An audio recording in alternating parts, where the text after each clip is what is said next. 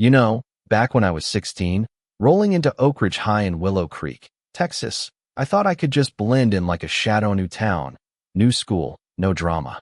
My mom, Dr. Laura Reed, got this job at the local clinic after we bounced from Chicago, and she begged me to keep my little secret under wraps.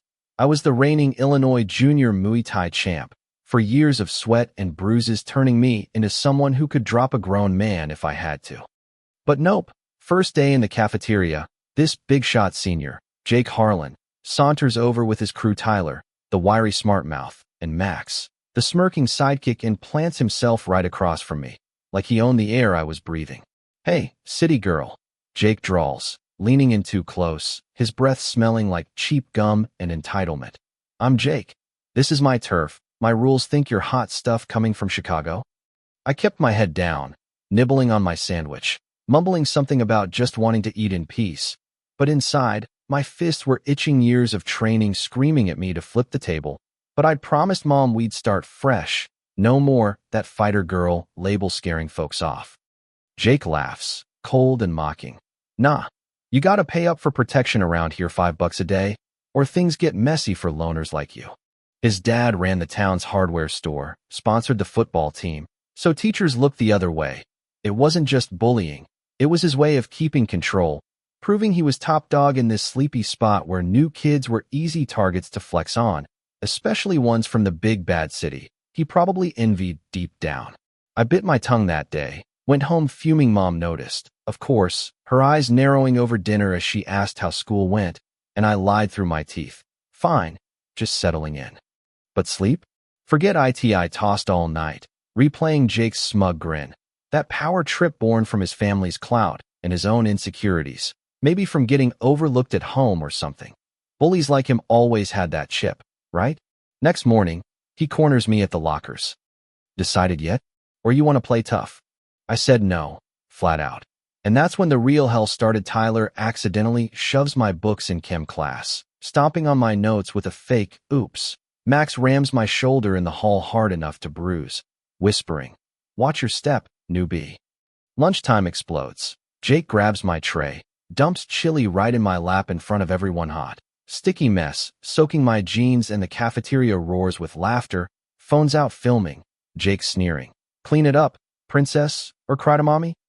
Fury boiled up, cold and sharp. I could have ended it right there. One elbow strike to his gut, but Mom's words echoed, "Let's be normal, sophomore." I stormed to the bathroom, hands shaking as I scrubbed the stains, dialing my old coach Ramirez back in Chicago. "Coach, it's Sophia. Got some small-town thugs thinking I'm prey." He sighed, knowing my history. That skinny kid who started Muay Thai after getting jumped in middle school, turning pain into power. Secrets can backfire. Kid, if you let him push, they'll crush you. Sometimes you gotta show strength, but smart. No crowds, no permanent damage. His words hit home. I couldn't hide forever. It was eating me alive. This fake weakness clashing with the fighter inside, the one who craved respect, not pity. After school, I lingered in the library, heart pounding, waiting for the lot to clear. Jake always hung back for practice, strutting like a peacock. I spot him alone, call out, "Jake, we need to talk." He turns, grinning wickedly. "Back for seconds, soup girl? Thought that chili bath taught you."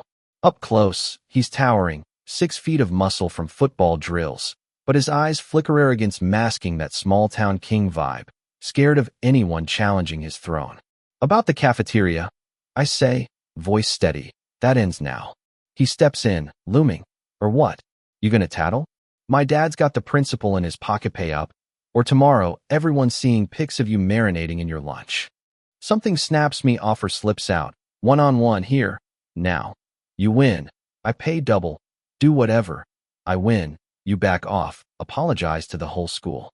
He bursts out laughing. "You? Fight me? I bench 300. Trained by a pro. Wind could knock you over." But there's a hitch in his voice, underestimating me like they all did back home. We square up in the empty lot, him shedding his jacket to flex those gym rat arms, me casual in my tee, looking fragile next to his bulk.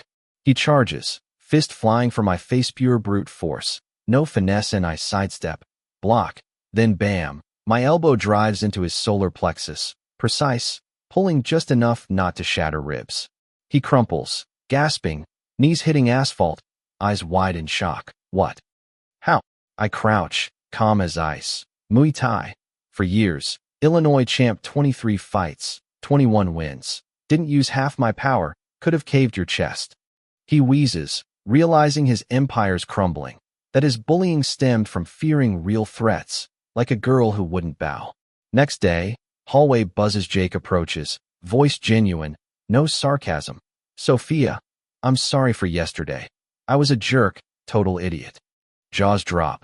From then on, everything shifts. She and his boys quit the terror, even washed my back, like my win flipped his script, made him see the emptiness in his power games. Word spread, and soon Mia Lopez, this popular junior, pulls me aside with her friends, eyes desperate. We heard you can fight. Guys from Riverside High stalk us at the bus stop, grabbing, threatening.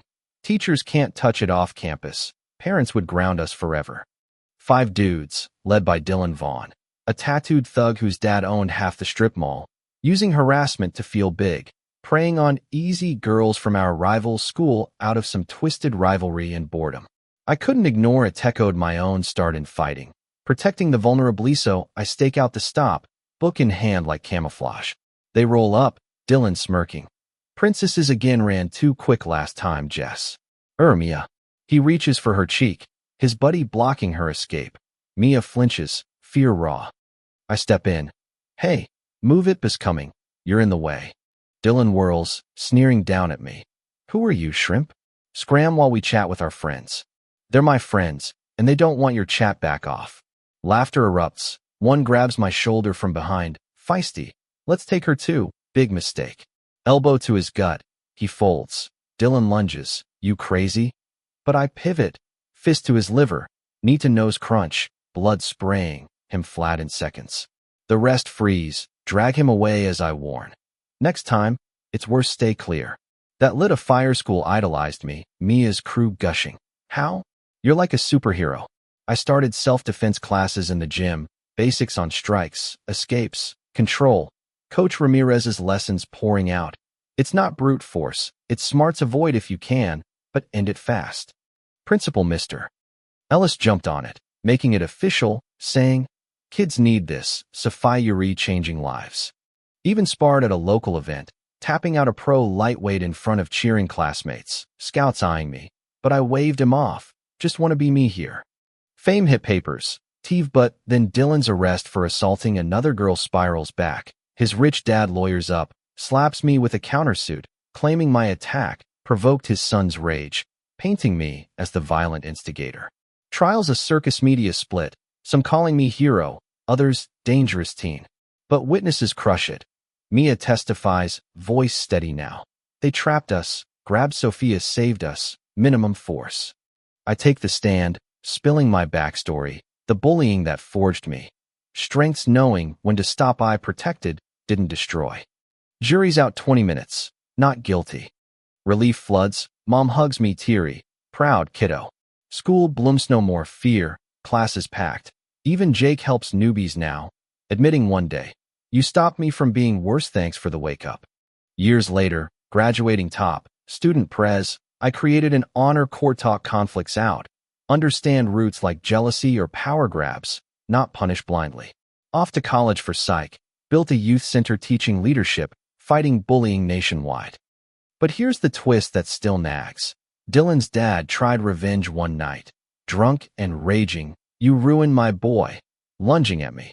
I dropped him clean, self-defense pure, but it hit Matos. Standing up invite more storms, or is hiding the real cage.